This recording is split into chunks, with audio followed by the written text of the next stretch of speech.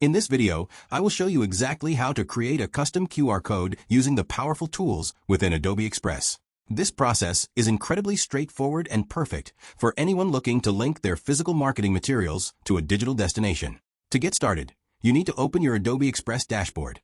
Look for the large plus icon, which is usually located in the top left corner or right in the center of your screen.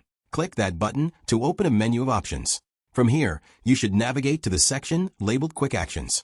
Within this list, you will find a specific tool titled Generate QR Code. Once you select that, a new window will appear asking for a destination. This is where you paste the exact website address or landing page URL you want people to visit when they scan your code. Now comes the creative part, where you can customize the visual layout to match your aesthetic. You can modify the style by choosing different inner dot patterns and selecting various corner marker shapes. For example, you might want a classic boxy look for a corporate feel or rounded corners for a softer and more modern vibe. Beyond the shapes, you also have full control over the color. You should select a theme color that aligns perfectly with your brand guidelines or the specific design project you are currently working on. After you are happy with how it looks, you need to pick your desired file format from the drawdown menu.